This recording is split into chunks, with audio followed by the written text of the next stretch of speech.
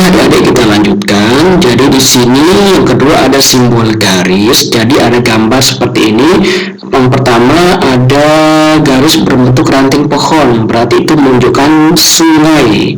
Biasanya sungai itu mengalir dari hulu ke hilir dan bermuara ke lautan. Ya. Nah di sini ada garis dua, entah dia memanjang atau melengkung. Itu menunjukkan jalan raya atau jalan-jalan besar di suatu kota. Paham? Nah, di sini ada garis satu saja kecil dan memanjang, itu adalah jalan lain desa, yaitu jalan-jalan yang ada di daerah pedesaan. Nah, yang keempat ada garis plus yang memanjang seperti ini, tanda-tanda plus itu menunjukkan batas suatu negara. Artinya ada dua negara yang berbatasan tapi masih dalam satu pulau. Misalnya negara kita, negara Indonesia berbatasan dengan negara Malaysia di pulau Kalimantan. Jadi dia akan dibatasi dengan tanda garis plus memanjang seperti ini. Paham? Nah, dan yang kelima ada garis plus minus memanjang seperti ini.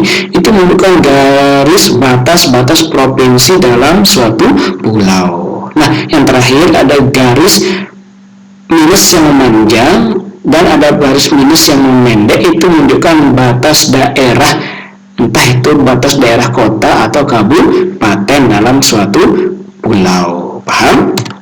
Ya, yang di sini ada simbol warna pula. Di sini ada warna hijau hingga menjadi kecoklatan dan kemerahan, dan ada warna biru.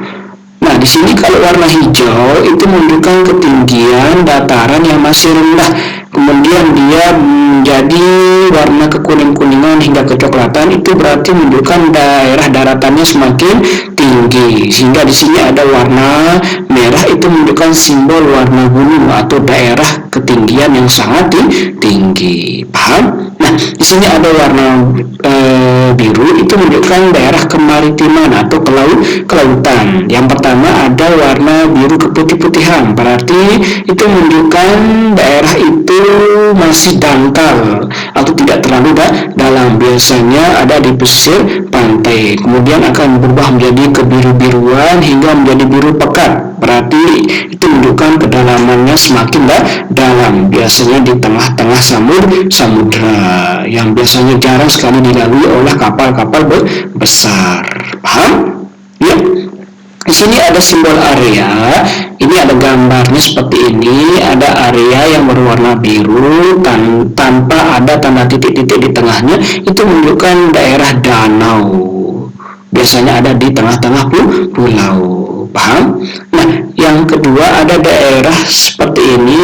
Ada tanda garis-garis yang memendek tapi disusun rapi. Itu menunjukkan daerah rawa seperti danau, tapi di tengah-tengahnya banyak ditumbuhi tumbuh-tumbuhan bakau atau tumbuhan yang biasa hidup di tengah perairan, di tengah pulau. Nah, kalau di sini yang ketiga ada daerah, terus ada tanda garis yang ke atas tapi juga miring tapi tersusun rapi, itu menunjukkan daerah persawahan di suatu pedesaan. Nah, yang terakhir ada bentuk gambar seperti ini, tengahnya ada seperti formasi bata-bata, itu menunjukkan formasi batuan kapur. Paham? Ya. Yang ada garis koordinat. Apa itu garis koordinat? Itu disebut juga dengan garis hayal. Pada peta berupa koordinat peta dalam bentuk garis lintang dan garis bujur. Kenapa garis koordinat dikatakan garis hayal? Karena sebenarnya garis-garis seperti pada gambar di bawah ini tidak nyata atau tidak ada sama sekali, cuma dibuat dalam suatu peta untuk mempermudah kita dalam mengetahui letak atau lokasi suatu pulau dalam suatu peta. Paham? Di sini coba ada dilihat pada gambar di bawah ini ada tulisan latitude, itu menunjukkan garis lintang. Kalau longitude itu garis bujur. Kalau garis latitude itu dia memanjang ke samping, berarti kalau ada lihat itu ada angka 0, itu menunjukkan daerah tropis atau daerah panas. Itu adalah garis khatulistiwa, yaitu garis yang dilalui oleh matahari ketika terjadinya rotasi bumi. Coba ada dilihat, itu Indonesia kena dengan garis tropis atau garis khatulistiwa. Oleh karena itu Indonesia memiliki iklim tropis atau iklim yang panas. Paham? Kalau di garis longitude atau garis bujur ada juga angka 0, itu berarti menunjukkan daerah yang sangat dingin atau daerah kutub yang jarang sekali terkena dengan sinar matahari atau harinya lebih pendek daripada malamnya. Jadi jangan salahkan, daerah kutub itu banyak batuan-batuan beku atau batuan-batuan es. Paham? Ya.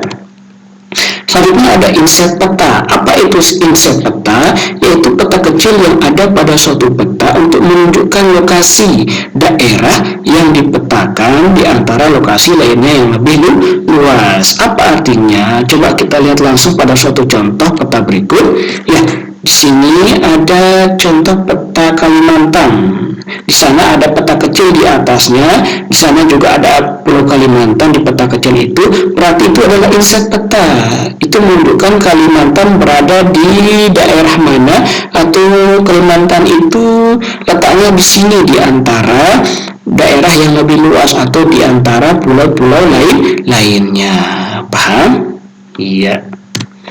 Selanjutnya ada legenda peta, itu menunjukkan keterangan semua objek yang ada atau muncul pada muka peta. Biasanya berbentuk gambar-gambar seperti ini, ada simbol-simbol yang mewakili keterangan dari simbol tersebut. Jadi adik-adik tinggal pelajari, tinggal dipahami dan dihafalkan bagaimana bentuk rupa gambarnya dan keterangannya. Paham? Iya. Yang terakhir ada sumber peta, yaitu sumber peta menunjukkan orang atau lembaga yang membuat peta. Di sini ada sumber peta kita di peta ini yang paling bawah, itu peta ini diambil dari peta Atlas Indonesia, Buku Surtana, peta Pulau Jawa, Kompas Wisata, Badan Pusat Statistik. Jadi peta ini diambil dari sumber tersebut. Paham? Nah, di sini juga di peta ini dicantumkan skala petanya 1:8 juta, berarti dia memakai skala angka. Dan di sampingnya ada juga inset peta, yaitu Pulau Jawa itu berada di sini loh, di antara daerah yang lebih luas atau di antara pulau-pulau lainnya. Ada legendanya juga. Paham? Ya, sekarang tugas adik-adik, mohon adik-adik mencatat catat di bagian awal ini, adik-adik catat materi kita dari awal ini. Ya, yang B, letak dan luas Indonesia. Catat ini pemahaman lokasi melalui peta, pengertian peta dicatat, lalu loncat ke komponen peta ini dicatat dari A sampai bagian H, yaitu sumber peta. Lalu adik catat sedikit saja atau diringkas saja penjelasan dari komponen-komponen peta itu sendiri. Semua gambarnya boleh catat atau boleh juga tidak, salah adik-adik, yang penting adik pahami saja. Okay? Ya, sekian pertemuan kita untuk hari ini, mudah-mudahan bermanfaat. Kalau ada yang belum jelas atau ada yang belum dipahami, mohon ditanyakan langsung lewat WA pribadi saya atau lewat grup. Okay? Nanti saya akan jelaskan kembali apa yang adik-adik belum pahami. Sekian dari saya, kurang lebihnya mohon maaf. Wabillahi taufiq wal hidayah. Assalamualaikum warahmatullahi wabarakatuh.